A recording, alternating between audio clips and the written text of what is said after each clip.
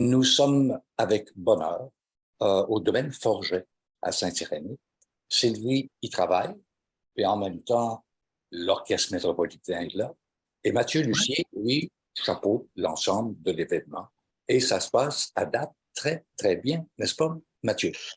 Ben oui, ça se passe bien. En fait, c'est des retrouvailles avec l'Orchestre métropolitain. C'est la deuxième année de cette belle résidence qu'on est capable d'avoir pendant quelques jours où l'orchestre séjourne chez nous, où l'orchestre répète dans notre salle, où des jeunes chefs de notre académie de direction d'orchestre sont présents, travaillent avec Yannick Nézet-Séguin, avec les musiciens et musiciennes de l'OM.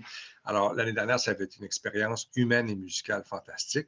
Cette année, on a été super béni d'une certaine façon d'avoir Yannick une journée de plus, de pouvoir travailler avec un quatuor à cordes de l'OM hier, puis d'avoir l'orchestre, non pas une fois, mais pour 2 concerts en fin de semaine.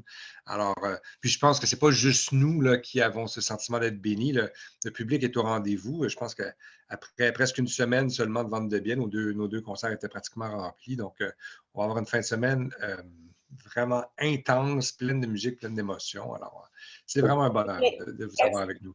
Explique-nous, Mathieu, comment ça se passe, ces classes. On va en avoir une, là, Classe de maître. la classe de maître avec Yannick. Comment ça se passe?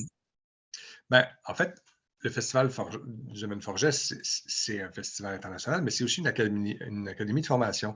Il y a 12 semaines de programme de formation.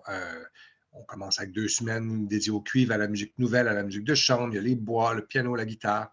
Mais on a aussi 2 semaines dédiées à la direction d'orchestre. Puis la direction d'orchestre, ben, c'est un métier particulier parce que c'est le seul métier musical dans lequel on ne produit pas vraiment de son. Alors, on a beau chercher à travailler tout seul, c'est un métier qui s'apprend en le faisant. Et donc, pendant plusieurs jours, les stagiaires travaillent avec un mini-orchestre, c'est-à-dire un quatuor à cordes et 2 pianos qui simulent l'orchestre. Donc, ils sont à même de commencer à travailler leurs réflexes. Mais le vrai test, c'est quand ils se retrouvent devant l'orchestre. Et donc, aujourd'hui, ce matin, on a eu déjà tous nos stagiaires qui ont eu quelques minutes de podium avec l'orchestre au complet, avec Yannick qui les regarde. Ils ont travaillé auparavant avec Kensho Watanabe, qui était le premier étudiant de Yannick à Curtis, avec les musiciens et musiciennes de l'Orchestre symphonique de Québec la semaine dernière. Donc, il y en a quelques-uns tout le monde avait eu une chance aussi de travailler un peu avec un orchestre. Quelques-uns avaient été choisis pour travailler en concert avec l'orchestre. Mais là, donc, parmi nos stagiaires, il y en a 2 qui vont être choisis, qui vont diriger soit samedi, soit dimanche une œuvre, mais ils ont tous et toutes eu du temps de podium. Ils en auront aussi demain. Puis, il y a une classe de maître dans laquelle oui, puis Yannick leur donne des trucs, les fait prendre conscience de certaines choses devant les musiciens et musiciennes, devant le public qui est là. Alors, c'est toujours un moment fascinant. Moi, je voulais juste souligner le fait que ce n'est pas un concours en fait.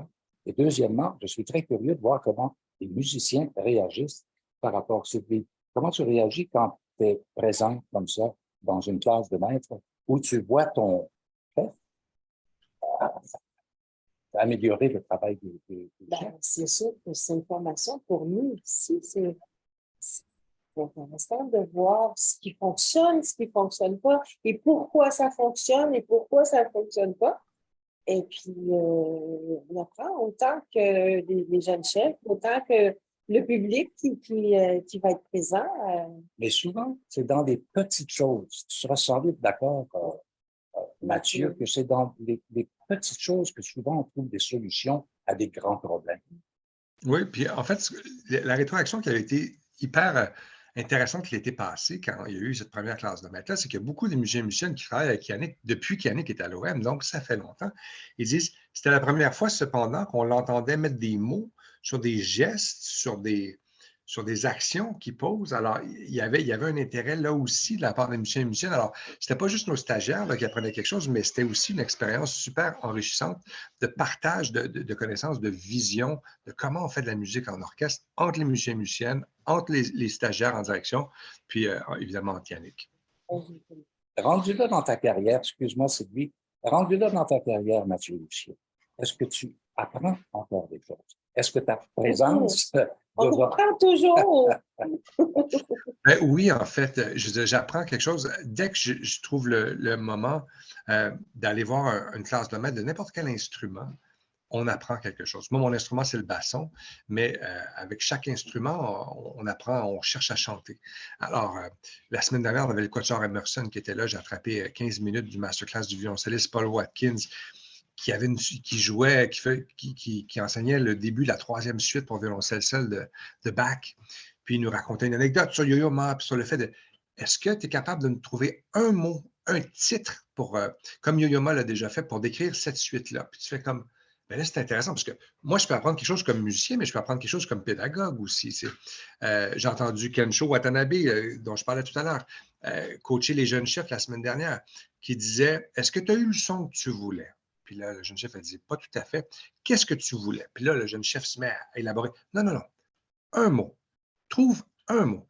Puis là, c'était difficile. Il dit si tu ne trouves pas ce mot-là, comment tu veux que les musiciens et musiciennes trouvent le son? Là, je fais comme waouh, ça, c'est intéressant. Alors, et puis aujourd'hui, de voir Yannick travailler avec les jeunes chefs, c'est la même chose. Et ça peut être un geste technique, ça peut être juste une action, une émotion, une impression. Alors, moi, je trouve ça, ce travail ici de directeur artistique, d'abord, d'écouter autant de musique, c'est hyper nourrissant, très, très, très, très inspirant, puis ça donne confiance dans l'avenir. Mais justement, il faut parler des 2 concerts qui s'en viennent cette fin de semaine avec l'Orchestre métropolitain et Yannick et les solistes. Alors, parle-nous des programmes, Mathieu, s'il te plaît. Ben, moi, une des choses que j'avais envie de faire au domaine Forget, c'est qu'on continue d'être un lieu de rencontre. C'est un lieu exceptionnel. Je veux dire, géographiquement, c'est merveilleux. Il y a un historique aussi. Au fil des ans, c'est le 45e été de musique ici. Alors, pour vous donner un exemple, dimanche après-midi, Charles-Richard Hamelin va être le soliste. Charles enseigne ici depuis quelques années. Moi, je lui ai dit, j'ai envie de ça, j'ai envie qu'ici, tu sentes que c'est chez toi, que tu puisses explorer, provoquer des rencontres que tu n'as pas l'occasion de provoquer ailleurs. J'ai dit, qu'est-ce que tu aimerais? Mais dis-moi, ça fait 10 ans que j'attends la chance de pouvoir faire de la musique avec Yannick puis l'OM. On a eu une petite occasion manquée. Si tu étais capable d'organiser ça, ce serait formidable. Puis ça s'est organisé assez facilement. Puis notre autre soliste, samedi soir, Jean-Guyen Kéras, a été le soliste de la merveilleuse tournée de l'OM en Europe en 2017. Mais c'est la même chose. Et c'est là que c'est formidable parce que des fois, on a l'air d'avoir réussi à faire vraiment un coup de génie, mais des fois, en fait, c'est pas nous qui faisons ça. On fait juste mettre les gens en contact. Jean Guillen, j'ai appelé son agent, j'ai dit j'aimerais avoir Jean Guillen faire un concert avec l'OM, mi-juillet, tout ça. Je reçois une réponse très gentille de l'agent. Il dit Jean Guillen, en juillet, c'est pas un bon moment, il y a son festival, toujours très occupé. Mais Jean Guillen était en CC du message. 5 minutes après, Jean Guillen répond, il dit Yannick, l'OM, j'arrive. Alors, ce genre d'enthousiasme-là, c'est comme réunir des gens à souper, des gens qui ne se sont pas vus depuis longtemps, des gens qui vont avoir plaisir à se retrouver. Puis on sait, nous, comme équipe dirigeante au festival, avec ma collègue Edith Dallaire, que en fait, on procure du bonheur. On se procure du bonheur à nous aussi. On est un petit peu égoïste des fois, mais à tout le monde qui va assister à cette première rencontre sur scène entre Charles et Yannick et l'OM dimanche, à ces retrouvailles entre Jean Guillen, Yannick et l'orchestre après maintenant 6 ans depuis cette tournée qui a été marquante, je pense, dans l'histoire de l'orchestre. Alors, c'est pour des moments comme ça qu'on fait ce genre de travail-là aussi. Mais tout ça, ça se passe au camp musical. Parle-nous un petit peu de l'été, comment ça se passe là avec la formation pour, bon, il y a des chefs d'orchestre, mais il y a plein d'autres instruments aussi. Oui. Mais là, on finit la 2e semaine du mois qui est consacré aux cordes principalement. Donc, il y a des violons, il y a des altos, des violoncelles à contrebasse. Demain soir, vendredi, on célèbre les 40 ans du stage de contrebasse. Le stage de contrebasse a été fondé par François Rabat, qui a 40 ans, qui est une légende de la contrebasse. Il est là, il a 92 ans. Il a fait le voyage. Il est assisté de Paul Ellison, qui est aussi enseignant au stage depuis 40 ans. 24 contrebassistes sont là. En fait, alors, à chaque bloc de 2 semaines, il y a des nouveaux artistes qui arrivent, qui travaillent avec des jeunes. En fin juin, on avait des instrumentistes avant exceptionnels. Moi, évidemment, comme bassoniste, j'étais ravi d'avoir des gens qui ont été des idoles longtemps, qui deviennent des collègues, qui deviennent des amis. Au mois d'août, on a du chant, du chœur, de l'orchestre de chambre avec les violons du roi. Donc, dimanche dernier, on a juste une visite d'une seule journée. Chanticleer, un ensemble vocal exceptionnel de San Francisco qui est venu, qui nous a jetés à terre par la beauté de leur concert. Donc, ça change, c'est nouveau. Il y a des concerts gratuits, il y a des concerts payants. Le domaine est un peu partout dans la région, à Baie-Saint-Paul, à la Malbaie, à Saint-Joseph-la-Rive, pour que la musique résonne partout où les gens sont. Même pendant le festif, vous avez des concerts. Effectivement, on a 3 manifestations au festif. Festif, là, pour ceux qui ne savent pas, c'est 3 jours à Baie-Saint-Paul. Il y a de la musique mur à mur. Il y a des concerts partout. Et là, il va y avoir deux petits ensembles de quatuors à cordes qui vont être dans une galerie d'art, dans un restaurant, et nos 24 contrebassistes qui vont être dans un parc, qui vont faire comme un grand cercle, puis ils vont créer de la musique ensemble.